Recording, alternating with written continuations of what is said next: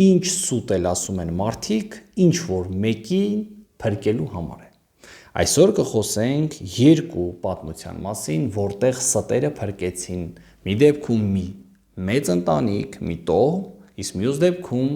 մի մեծ քաղաք, ռազմական, հզոր քաղաք, որը փրկվեց ստի միջոցով։ Այսօր նայելու ենք Աստծո շնորհի մասին, այսօր նայելու ենք արդյոք կարելի է երդվել եւ չկատարել երդումը արդյունքում։ Այսինքն ստել, երդվել, թե այո, ոչը ոչ։ Դա շատ լուրջ հարց է տարբեր կրոններում։ Օրինակ մուսուլմանության մեջ թույլատրվում է որոշ դեպքերում հաշտության, խաղաղության դեպքերում կարելի է սուտ ասել։ Եվ դրա համար բոլոր ստերն արդարացվում են հենց այդ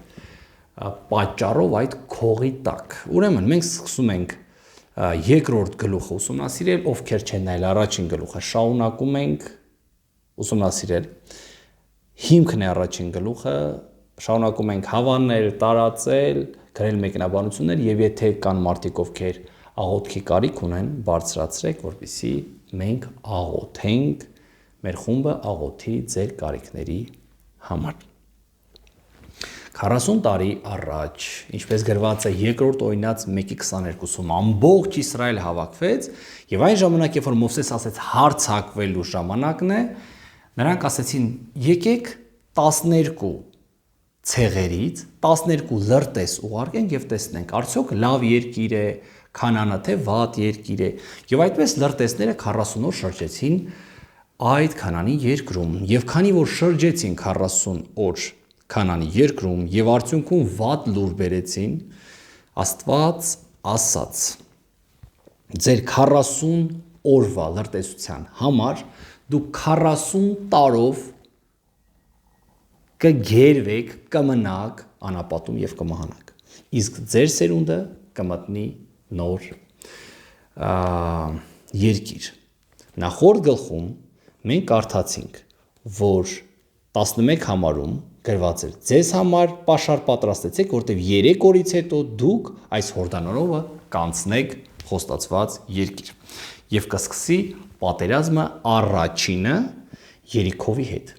Առաջին անգամ ըստ երևույթին նրանք ներքևից էին մտել հսկաների երկրից եւ այլն եւ ահանգավ նրանց մեջ, այս անգամ նրանք լրտեսությունը սկսում են հենց կենտրոնից, ամբողջ խոստացած երկրի կենտրոնից, որը կենտրոնական ռազմական ամրոց քաղաքն էր եւ դա էր առաջին ինչ պիտի նրանք գրավեին եւ ժառանգեին, ինչը բայց ինչ-ինչ պատճառներով պիտի նաեւ համարվեր անիծված, նզոված քաղաք։ Ուրեմն Հեսու նավեն, չնայած նրան, որ մի քանի օր առաջ ասել էր 3 օր հետո պիտի հարձակվենք, գալիս է եւ ծածկաբար 2 լրտես է ուղարկում, որպեսզի նրանք գնան եւ քաղաքը տեսնեն։ Ընդ որում նրանց լրտեսությունը ոչ մի բանի օգուտ չբերեց։ Միևնույն է, նրանք չհարձակվեցին, նրանք պարզապես պտտվում էին եւ Տերը քանդեց այդ քաղաքը։ Դրա համար կապ չունի նրանց լրտեսությունը առաջին անգամ եւ երկրորդ անգամ իրենց լրտեսությունը օգուտ չուներ, այլ լրտեսությունը ինչ որտեղ ցույց էր տալիս նրանց կասկածը Աստծո խոսքի նկատմամբ։ Այդ նույն պատմությունը մենք դեռ կնայենք 9-րդ գլխում, որտեղ նմանատիպ դեպքեր են տեղի ունենում եւ այնտեղ էլ գրված է, որ Աստծուն չարցրեցին։ Այսինքն, չնայած այն փաստին, որ նրանք արդեն պիտի հարձակվեին, նրանք էլի լրտեսներ են ուղարկում։ Գնացինք առաջ։ Բայց դրա արդյունքում փրկվեց մի ընտանիք։ Այսինքն Աստված թույլ տվեց, որպեսզի նրանք գնան լրտեսության, որը օգուտ չի բերելու նրանց ոչ մի առումով, պարզապես կա մի ընտանիք, որը կփրկվի այդ երկրից։ Այսինքն Քանանի երկրում կային ընտանիքներ, կային մարդիկ, որոնք այլանդակ, այլասեռ մարդիկ էին, բայց գիտեին Աստծո մասին, գիտեին Աստծո ճշմարտությունների մասին, ինչպիսին էր Ռախաբը։ Եվ այս պատմությունը ցույց է տալիս, թե ինչպես Աստծո շնորհի արդյունքում, որ պարզապես Աստված տվեց այդ երկիրը իրանց, արժանի չէր այս ժողովուրդը,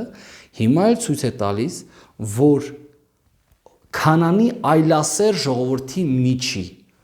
Պոռնիկի ընտանիքը փրկվում է։ Ինչը ցույց է տալիս, որ Աստված բոլոր նրանց, ովքեր ընդունում են իր համբավը, իր անունը, նրանց համար ունի փրկություն։ Այդպես է տեղ ունենում։ Այս երիտասարդները գալիս են Երիքով քաղաք, որտեղ մտնում են մի շնացող կնոջ տուն։ Կան տարբեր կարծիքներ, հрьяաների մոտ դա հյուրանոց է, ուրիշների մոտ պարզապես հասարակական տուն եւ այլն։ Այս երիտասարդները թե ուզում են չերևային, ծածկաբար, թե եւ այլն գնում են շնացողի տուն։ Թե ինչ է տեղ ունենում այդ գիշեր, ոչ մեկ չգիտի։ Բայց հույս ունենք, որ այս տղաները համենայն դեպս ցանկանում են, որպեսզի գտնեն այդ քաղաքի, այսպես ասած, խնդիրները եւ բացությունը։ Ուրեմն, ինչ է տեղի ունենում։ Նրանք 6 կիլոմետր հեռավորություն գրում են, ինչի մասին գրում է Եբրայեցի 11:31-ում, որ Ռախաբը իր հավատքով փրկվեց։ Ինչ տեղի ունեցավ։ Այսինքն գալիս են այս շնացող կնոջ մոտ, քաղաքը իմանում է, որ եկել են լրտեսներ, ասած թույլ է տալիս, որ իմանան, որ եկել են լրտեսներ, եւ նրանք իմանալով, որ շնացող Ռախաբի տանն են, նրանք գալիս են, թագավորը մարդիկ է ուղարկում իրենց տուն եւ ասում է. գնա, ասա, որ այդ մարդկանց տան, ըստ երևույթին, որպեսզի մենք սպանենք նրանց։ Երբ որ նրանք գալիս են Ռախաբի տուն, Ռախաբը խաբում է նրանց դա երկրի նկատմամբ դավաճանություն էր։ Չնայած արդեն երկիր էլ չէր կոչվում դա։ Այսինքն նրանք իրենց խղճի դեմ էին գնում եւ Ռախաբը հասկացավ, որ այդ երկրից փրկվել է պետք եւ դրա համար նա առաջին ասում է միջև դռներ փակել է քաղաքից դուրս են եկել եւ սուտ ճանապարհ է նրանց ցույց տալիս, որպեսզի նրանք այդ ճանապարհով գնան, որպեսզի գտնեն այդ մարդկանց։ Այս արարքը քրիստոնեության մեջ երբեմն դիտարկում է որպես սուտ, սպիտակ սուտ, փրկարար սուտ, ճշմարիտ սուտ։ Հակոբոս 2-րդ գլխում գրված է, որ նա իր հավատքը ցույց տվեց իր գործերից։ Այսինքն նա փրկեց։ Նա լինելով կանանացի ամենահետին պոռնիկը կարողացավ ինչ որ մարդկային բաներ ցույց տալ, որտեղ չի արդարացվում երբեք սուտը, որտեղ Աստվածաշունչը միանշանակ, եթե կարդաք առաջի Հովհաննես առաջին գլուխը, առաջի Հովհաննես 5-րդ գլուխը, այնտեղ միանշանակ ներկայացում է, որ ոչ մի սուտ աստվածային ճշմարտություն չունի։ Այսինքն չկա մի սուտ, որը կարողանա մտնել աստվածային ճշմարտության մեջ։ Իհարկե, բոլոր մարդիկ գնում են փրկության, ամեն մեկը իր ճանապարհով եւ ոչ մեկինը կատարյալ ճանապարհ չէ։ Ուր մնաց Ռախաբինը, որ նա չգիտեր Աստծո օրենքները ու Աստծո ճշմարտությունը։ Դրա համար Ռախաբի օրինակով արդարացնել մեր այսօրվա սուտը, որպեսզի մենք փրկենք մեր կաշիները, իմ կարծիքով դա մանիպուլյացիա է։ Վերջը։ Այստեղ մենք տեսնում ենք, որ նա թաքցնում է նրանց, հետո բարձրանում է եւ ասում, որ մեր ամբողջ երկիրը գիտի, թե Աստված ինչ է արել թշնամիների դեմ, ինչ է արել Եգիպտոսի դեմ, քանի որ Քանան այդ ժամանակ քաղաքներ էին, թագավորական քաղաքներ, իսկ Եգիպտոսը արդեն պետություն էր դարձել Հովսեփի միջոցով, այսինքն մոտ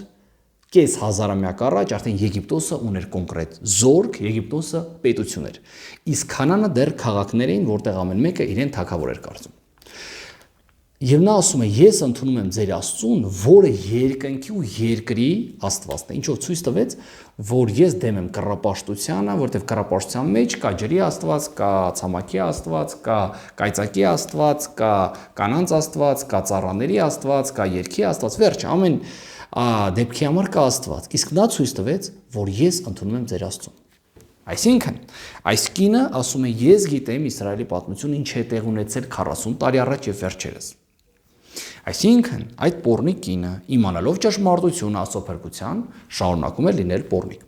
Այսօր շատ շատերը գիտեն Աստծո ճշմարտությունները, գիտեն Աստծո խոսքը, գիտեն աղոթելը, գիտեն ավետարանի տեղը, բայց շարունակում են իրենց շնացող կյանքը։ Այս կնոջ մոտ շատ բաներ փոխվեց, երբ կոնկրետ տեսավ, զգաց այն ահը, որ իսկապես գալիս է իրենց քաղաքի վերջը եւ վախճանը։ Եվ նա ասում է. Աստված է վերևում եւ ներքևում։ Ինչ ամենակարևոր ուսմունքներ այդ ժամանակ ընդունել, որ կա մեկ Աստված երկնքում եւ երկրի վրա։ Եվ նա ասում է. դուք Աստծով երթում արեք, որպիսի ինձ չվերացնեք, ինձ եւ իմ ընտանիքին փրկեք, ինչպես ես ձեզ փրկեցի, հիմա էլ այդ ողորմությունը, այդ շնորհը, որ ես գործել եմ ձեր նկատմամբ, այնպես էլ դուք արեք իմ նկատմամբ։ Եվ այս երիտասարդները ասում են. դուք եթե չհայտնեք մեր տեղը եւ մենք կարողանանք գնալ այստեղից, մենք կպահպանենք ձեր կյանքը։ Հետեւաբար Ռախաբը միայնակ չէր խոսակցության ժամանակ, այնտեղ կային էլի մարդիկ, հնարավոր է Ռախաբի ընտանիքը կամ ընկերուհիները, համենայնդեպս կային մարդիկ, ում հետ նրանք խոսում են դուքով, որ նրանք պիտի պահեն այդ գաղտնիքը։ Եվ Ռախաբը իջեցնում է նրանց այդ ամրոցի վրայով, քանի որ ամրոցը եւ Պարիսպը քաղաքի նույնն էին, եւ նա իջացնում է եւ ասում է. գնացեք այս ճանապարհով, որովհետեւ այդ զորքին ուղարկել էր մյուս ճանապարհով։ Ասում է գնացեք 3 օր սպասեցեք։ Այս պատմությունների մեջ 3 օրը միշտ լինելու է։ Քանի որ նրանք 3 օր հետո չհարցակվեցին, այստեղ ամեն տեղ 3 օր նրանք սպասելու են։ 3 օր այստեղ է, 3 օր հաջորդ պատմության մեջ, որ մենք պետք է նայենք։ Համենայնդեպս նրանք իջնում են, գնում 3 օր սպասում եւ բայց միջև այդ նրանք կամ ինչ որ կարմիր թել են տալիս, կամ էլ կարմիր թել կար այդ ժամանակ, ինչ որ չվան կար, որին նրանք ցույց են տալիս։ Ասում են այս կարմիր թելը պիտի լինի քո դռների վրա։ Եվ եթե դուք լինեք ներսում եւ դուրս չգաք, կապ չունի այդ ժամանակ կլեն երկրաշարժ, պատերազմ, դուք տնից դուրս չգաք, չգնաք ապաստարան, ոչ միտեղ։ Եթե այս տան մեջ լինեք եւ ձեր դռան վրա լինի կարմիր գույնը, այդ ժամանակ դուք ընտանիքով կփրկվեք։ Ինչը ցույց է տալիս։ Տապանը, որտեղ դռներից ներս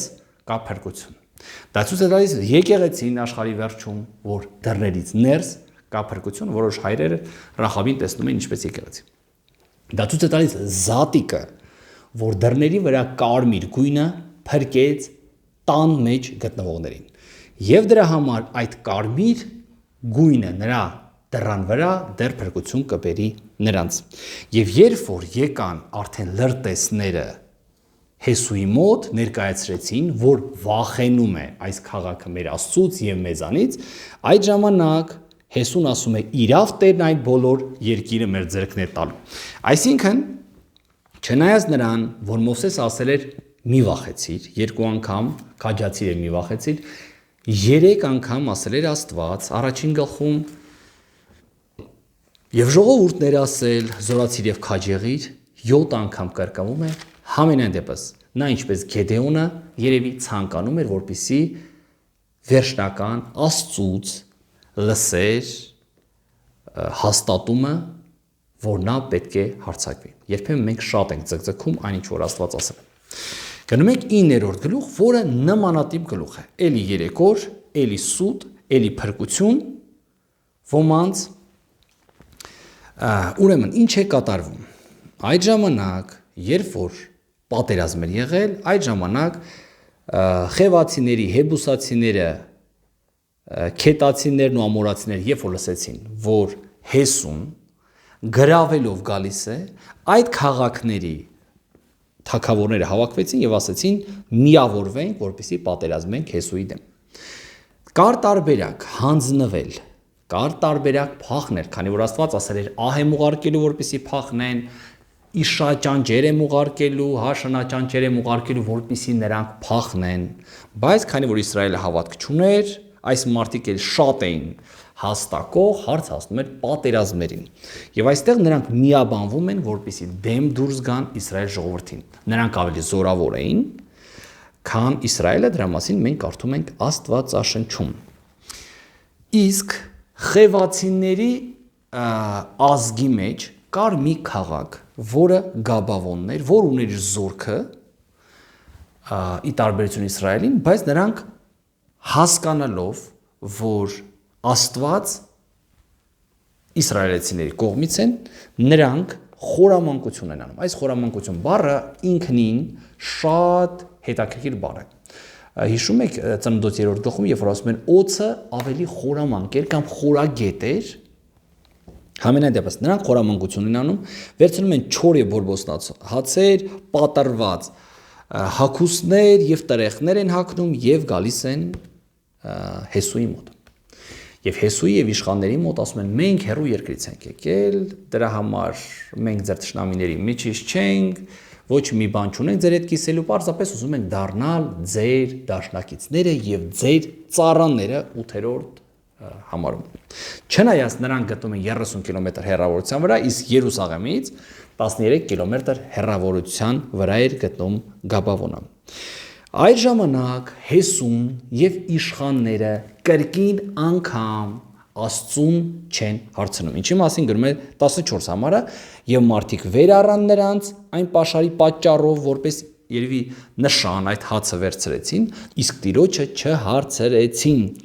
Եվ Հեսուն նրանց հետ խաղաղություն արավ եւ նրանց հետ ուղ դրավ եւ նրանց ողջ պահե եւ ժողովքի իշխաններն էլ երթում արին նրանց։ Այսինքն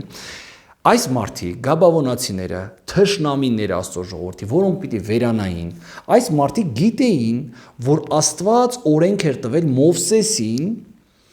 24 համարում կարդում ենք, նրանք անգամ գիտեին Մովսեսի մասին եւ Մովսեսի օրենքի մասին, Մովսեսը որ մահացել էր, վերջերս որ տվել էր օրենք, նրանք այդ ամեն ինչը գիտեին եւ գիտեին, եթե նրանք Աստծո անունով երթվեն, ինչ ելնի երթումը չեն փոխի։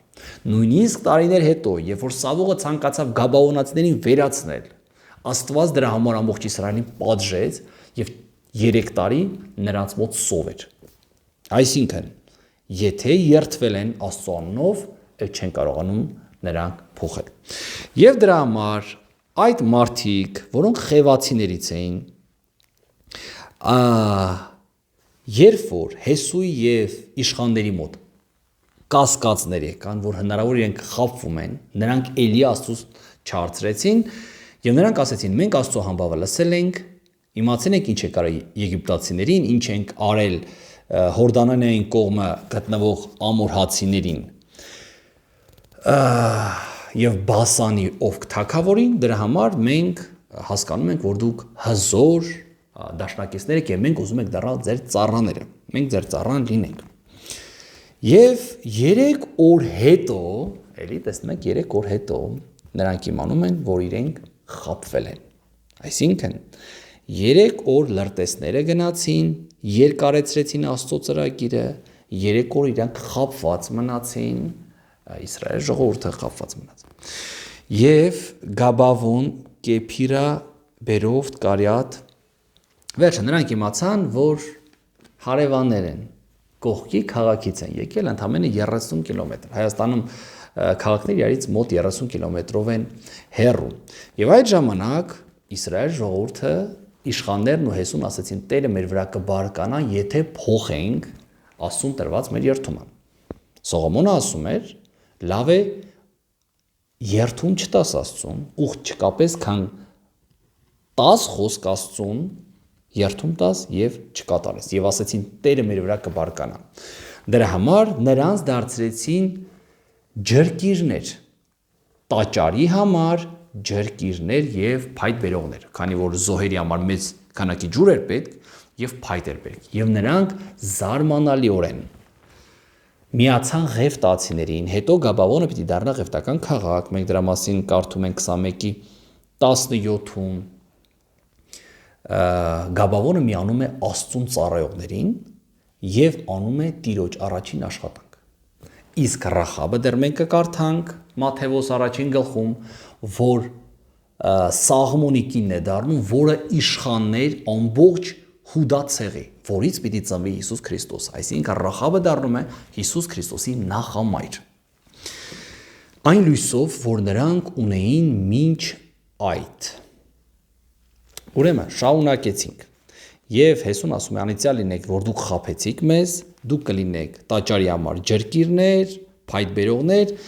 եւ ահա հիմա քո ձեռքին ենք, նրանք են ասում։ Ինչ հաճո է եւ արդար երևա, այն արա մեզ։ Եվ նրանց այդպես արավ։ Եվ նրանց Իսրայելի որդկանց ձեռքից ազատեց եւ նրանց չմերցրեց։ Եվ Հեսուն նրան, չնայած Իսրայել ժողովուրդը, ամբողջ ժողովուրդը տրտնջում էր եւ ուզում էր սպանել, իշխաններն ու Հեսուն չթողեցին, որպիսի այդ սպանությունը լինի։ Եվ Հեսուն նույն օրը փայտ կտրող եւ ջրկիր արավ նրանց ժողովքի եւ Տիրոջ սեղանի համար միջև այս օրը այն տեղում, որ նա կընտրի։ Ցանկացած տեղ, որտեղ տեղափոխվի Տիրոջ տունը, այնտեղ էլ պիտի լինեն նրանք տաճարի աշխատողներ։ Զարմանալին այն է, երբ որ Բաբելոնի գերությունից հետո մենք տեսնում ենք, որ այս մարդիկ իսրայելցիները ետ են դառնում եւ շարունակում են իրենց ծառայությունը ճշմարիտ Աստծուն։ Այսինքն ոչ մեկի ճանապարհը արդար չէ Աստծո առաջին։ Բոլորս էլ գնում ենք դեպի Աստված, որ մենք եսից, ահից, չգիտեմ, ինչերից դրդված, խաբեությամբ, ընտանիքին խաբելով եւ այլն գնում ենք դեպի Աստված։ Միջև բարձրանում ենք այն մակարդակի, որ գալիս ենք Աստծո առաջ, դառնում ենք Աստծո զավակ։ Բայց դա չի արդարացնում մեր մեղքերը, որոնք մենք գործել ենք այդ ընթացքում։ Այսինքն Գաբավոնացիները